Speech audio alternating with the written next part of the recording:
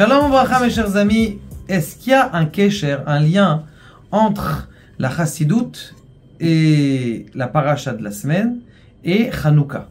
A priori, on voit toujours que Hanouka, ça tombe toujours en même temps que Miketz. Est-ce qu'il y a un kesher entre la paracha et Hanouka? Deuxième question, on est tous très vertueux au jour de Hanouka. On dit Mehadrin, celui qui met de l'huile, il faut mettre de l'huile d'olive. L'autre, il met une belle Hanoukia. La Mehadrin mina Mehadrin, celui qui est vertueux du vertueux.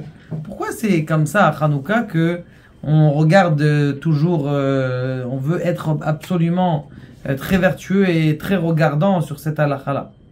Autre she'ela, et pourquoi, vous savez que le Baruch Hashem, on parle souvent du Mashiach. Et d'ailleurs, les cours qu'on fait sur le Mashiach, ils sont toujours beaucoup plus vus que les cours sur la paracha ou autre chose. Pourquoi? Ben, quand on parle du Mashiach, eh bien tout de suite ça attire les gens, et des fois, pire encore, des fois il y a des gens qui disent ah, c'est bon, le Mashiach il arrive. En fin de compte, il n'est pas venu. Alors quoi, on a fait un cours pour rien. Regardez, c'est un cours qui sert à rien. Ça, c'est les questions que on peut répondre grâce au Sefer Torah Temet, qui est le Sefer de Rab Yehuda Leib de Lublin. Et il dit quelque chose comme ça. C'est marqué dans le Midrash. Ketz Sam la Choshech. Kadosh Baruch Hu, il a mis une fin à l'obscurité. Ça veut dire quoi, il a mis une fin à l'obscurité? Kadosh Baruch Hu, il nous met pas tout le temps dans l'exil noir et tout le temps à la fin et on souffre. Il y a toujours un rayon de soleil. C'est qui ça? Zman la Choshech. Zmanitan, c'est le Yosef.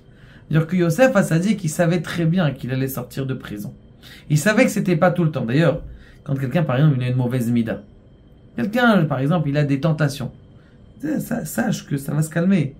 Bezrat Hashem, quand les petits jeunes, ils sont dans l'époque de l'avant-mariage, ils ont des hormones qui leur montent.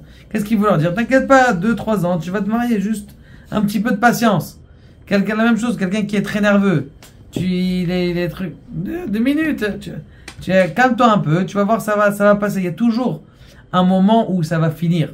Ça n'existe pas que tu vas rester tout le temps dans ta galère jusqu'à demain. Ketz zman la choshech. Il dit c'est ça exactement. Maintenant, comment est-ce qu'on fait pour sortir de là-bas? La première chose qu'on fait pour sortir de là-bas, il dit quelque chose d'extraordinaire. Il dit à partir du moment où tu sais déjà que Kadosh Baruch Hu lui-même il va te sortir sans que tu fasses rien.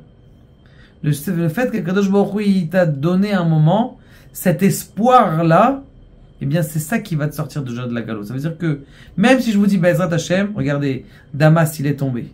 Comment il s'appelle là, ils sont tous en train de rentrer tous en guerre contre Israël. Ils sont tous, et ça fait référence à la névoie, ce qui est marqué dans le Zohar HaKadosh, que lorsque Damas va tomber, eh bien le Mashiach il est censé venir.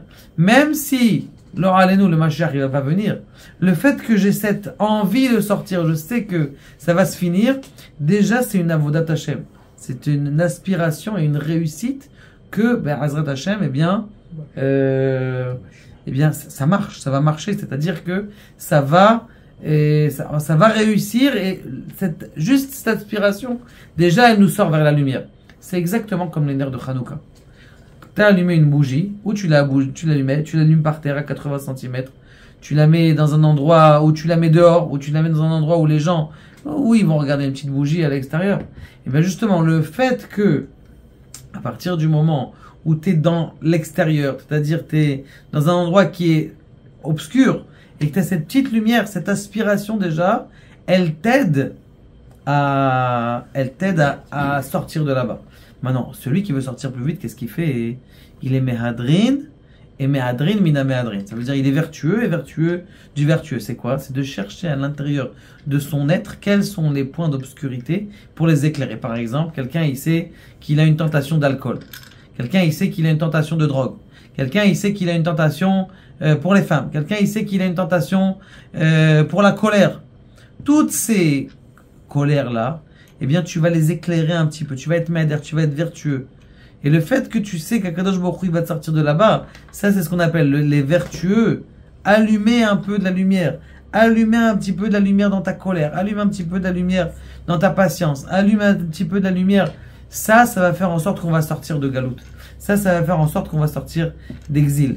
Et c'est pour ça que Béhémet, on dit, c'est le Kesher qui entre la paracha de Miketz, que de même que Yosef Hatzadik, comment est-ce qu'il a réussi à tenir 12 ans? Comment il a réussi à tenir devant la femme de Potiphar qui se changeait tous les jours et qui se faisait belle? Tout simplement, il s'est dit, oh, Hachem, dans quelques temps je vais marier. En fin de compte, qu'est-ce qu'il a eu?